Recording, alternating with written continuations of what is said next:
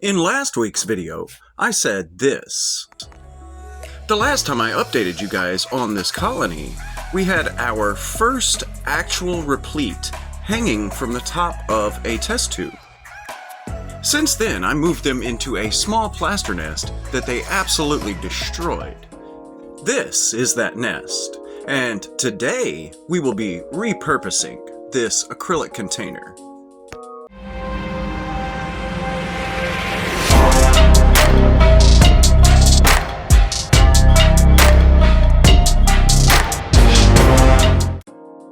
This gnawed, mangled mess is what remains of what used to be a beautiful two-tier orange desert-style nest. Unfortunately for me, I made this nest of plaster and I put honeypot ants into it. And honeypot ants can chew through plaster, which I did not know. But no matter, I've cleaned out the old plaster and now we will reuse the container. Let me give you an idea of my idea for this nest.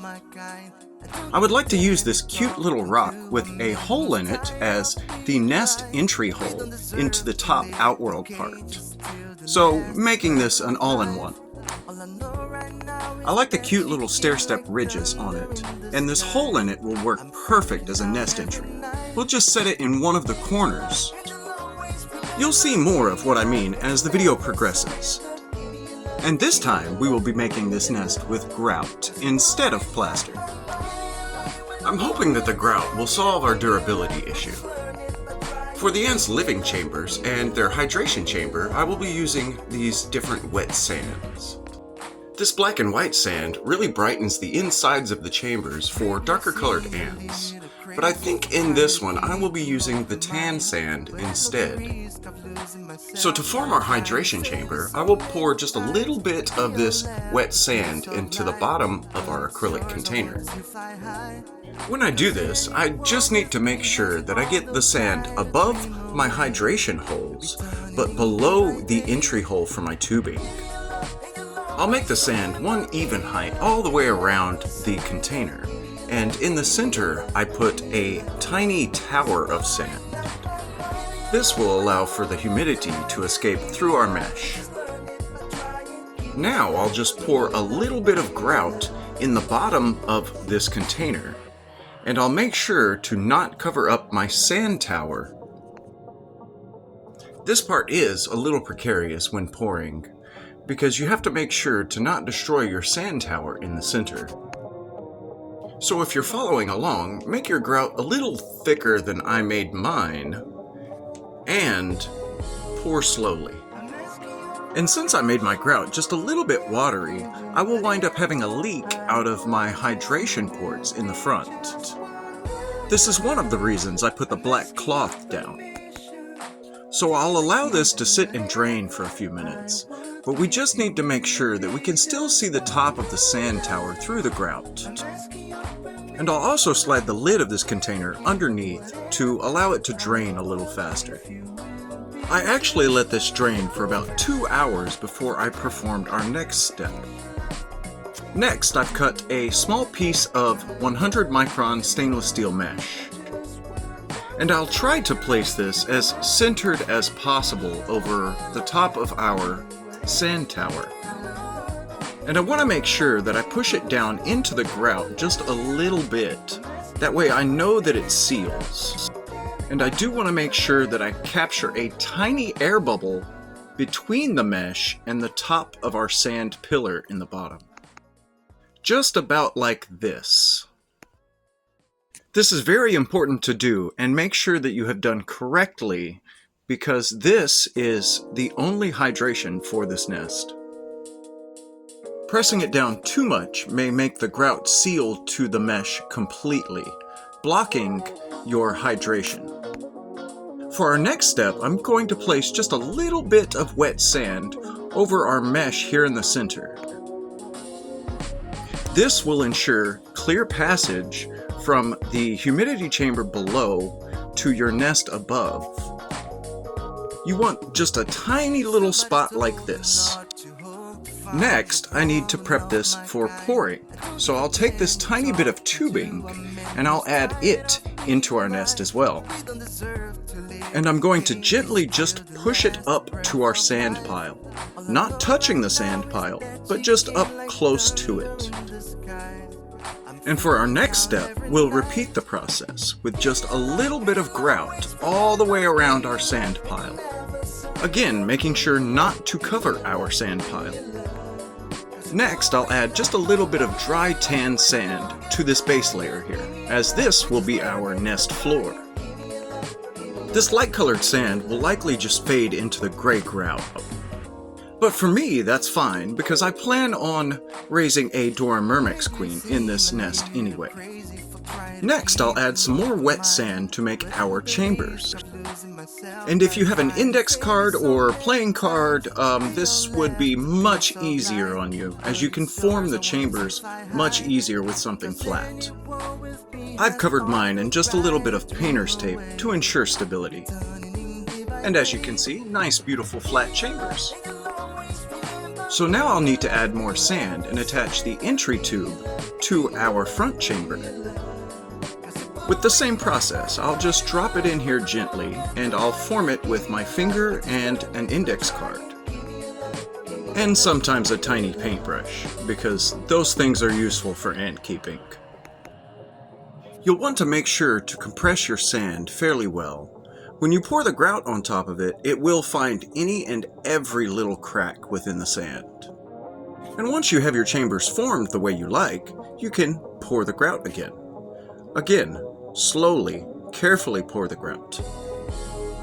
Before our grout hardens, I need to place the stone for our entry.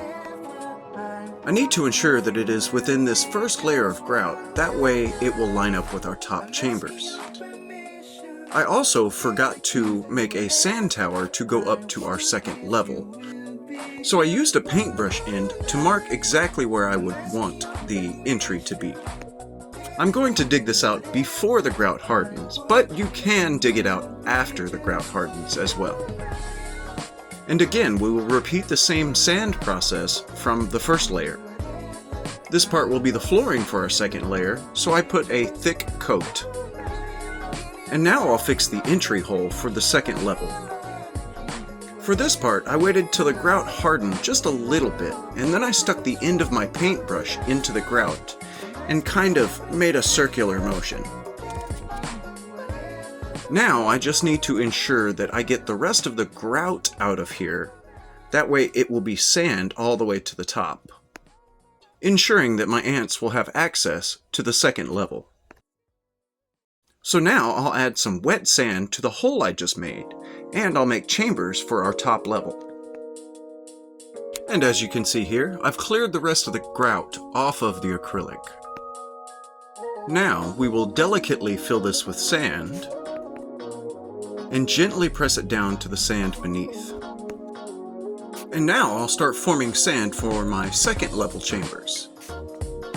I'll make this a corner chamber, so kind of rounded, and then the rest of the chambers will just be flat chambers all the way around the outside of the nest back to the entry rock.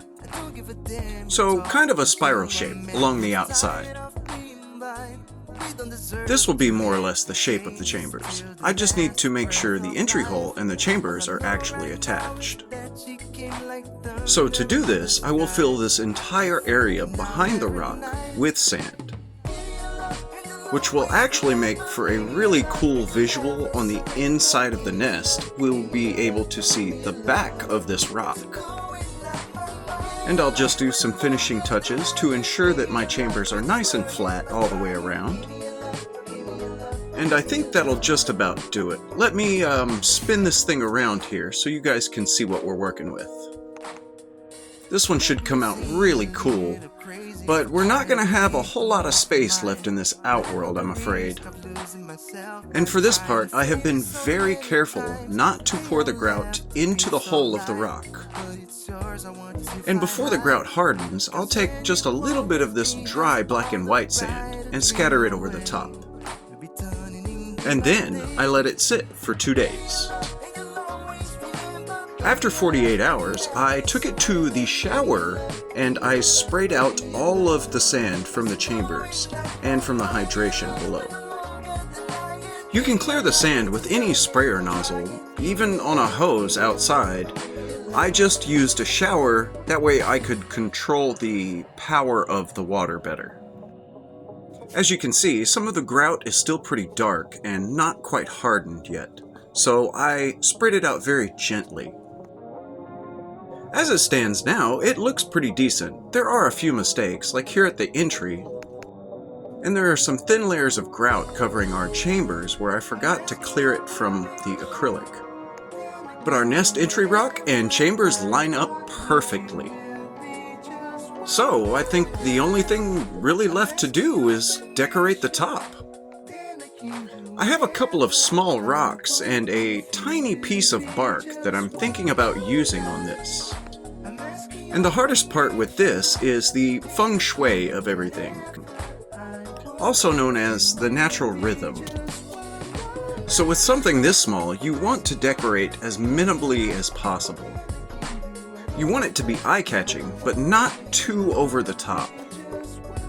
And I like to give these as natural a look as possible. So I will be placing the bark, the stones, and some of these small grasses. If you have any D&D or Warhammer fans in your family, you will know where to get these. And after a few minutes of some caulking and placing of items, I think I've come up with our final design. The only thing now is I need to cover the excess caulk with some sand. So, to blend this naturally with the grout below, I will be using the black and white sand. Once the caulk dries, it will be clear, but the sand will help to blend out the extra lines. It's an old carpenter's trick for making things look prettier than they actually are. And I'm going just a little bit heavy on the sand to ensure everything sticks. And then I will let this sit for one more day. And here's our final product. As you can see, all of the white from the caulk is gone and it is completely dry. All of our pieces are stuck to the grout very well. After drying a little bit more, the inner chambers look good as well. A little bit of the tan sand did stay stuck to them. And you can see the back of our entry rock. Unfortunately, a couple of these ugly flaws will probably prevent me from putting this one on the channel very much. But I will definitely be trying to raise a Dora Myrmex Queen and colony in this soon. Alright guys, it's that time. You've waited all month long. The giveaway for this beautiful plaster all-in-one will run for 1 week. And on the 8th day, I will announce the winner in a short. To enter this giveaway, 1. Like this video, 2. Subscribe to this channel, and 3. Comment all the words to remember from this month's long-form videos. Thanks for watching!